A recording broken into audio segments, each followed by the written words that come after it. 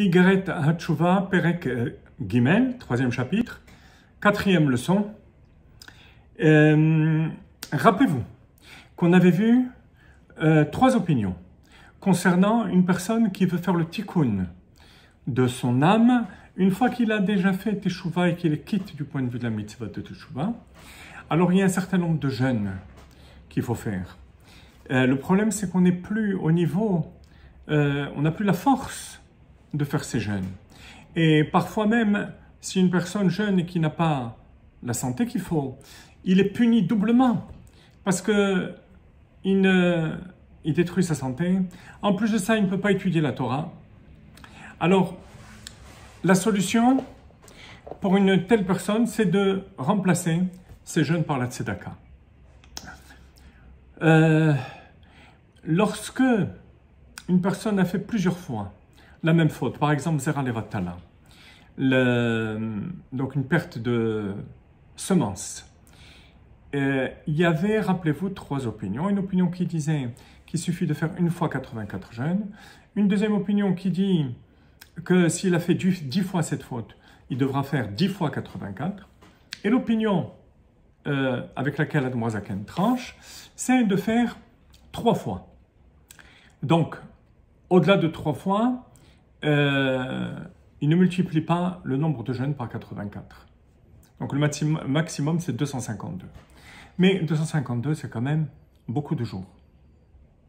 Et quelqu'un qui veut arriver à un véritable tikkun de son âme, au moins pour les fautes graves, pour lesquelles on est chayav mitabi des shamaim ou karet, l'âme est retranchée, Admoa Zaken va donner le conseil suivant.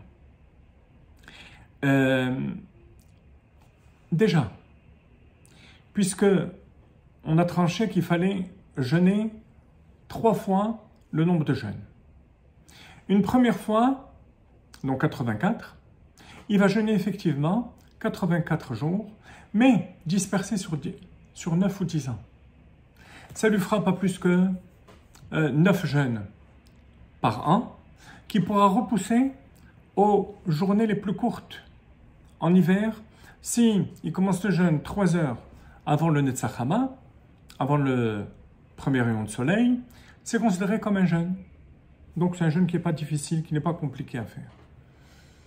Ça fait une fois 84.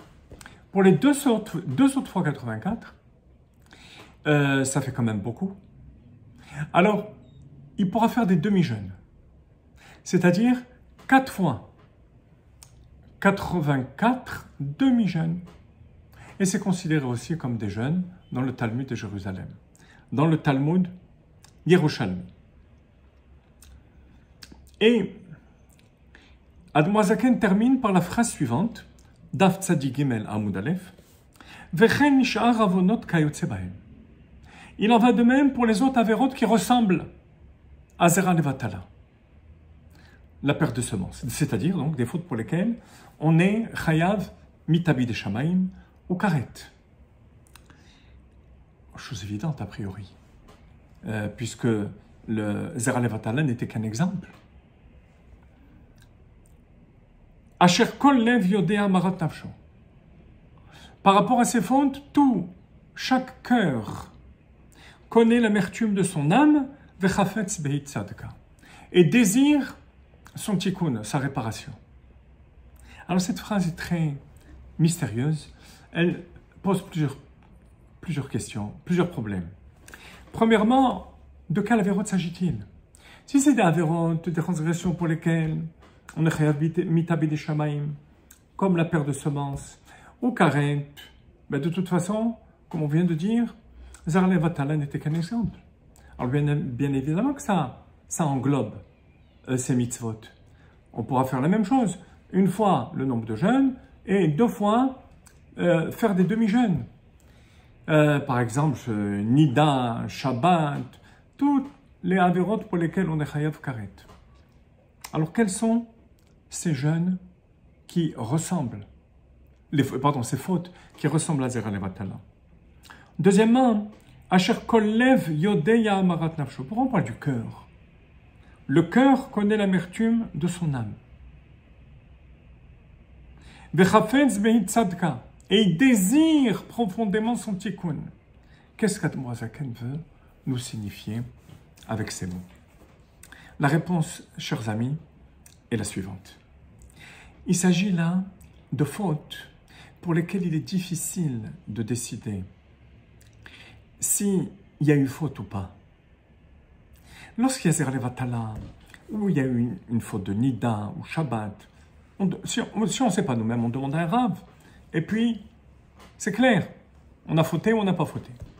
Il y a d'autres avérotes qui ressemblent à celle-là au niveau de la gravité, au niveau moral, comme par exemple le fait de se mettre en colère.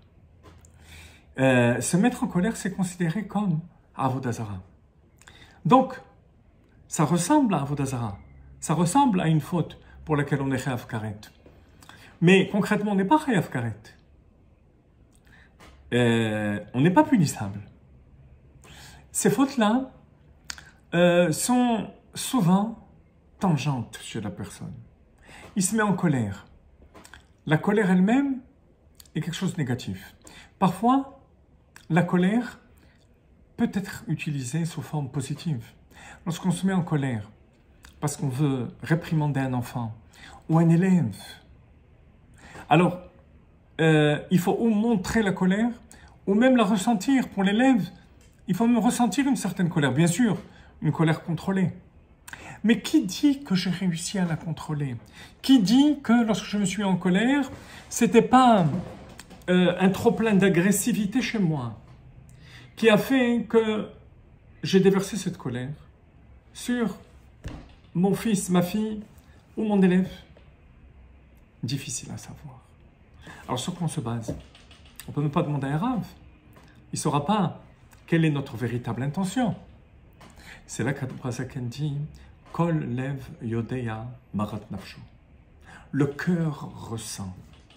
Ce terme est employé pour le jour de Kippour, lorsqu'une personne se sent faible, se sent malade, et que des médecins, même 50 médecins, lui disent qu'il n'a pas besoin de manger, et que lui ressent le besoin de manger. La halakha, c'est qu'on lui donne à manger. Pourquoi? On ne connaît pas la médecine. La halakha stipule qu'ici, il ne s'agit pas de connaissance cérébrale, mais de la connaissance du cœur. Liba, bina liba, oba halev mevin, dit Eliyahu Hanavi dans le Zohar. Et à ce niveau-là, le cœur ressent si ma kavana, mon intention était bonne ou pas. Mais qui dit que je vais être sincère sur le moment? Admor HaZaken nous dit Vechafetz beit tzadka. On parle d'une personne qui est dans un réveil de tchouva. C'est pas n'importe qui.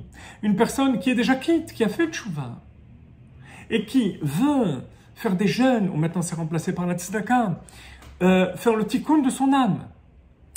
Bien évidemment qu'il aura l'honnêteté et la sincérité qui vont lui permettre de trancher dans ses moments.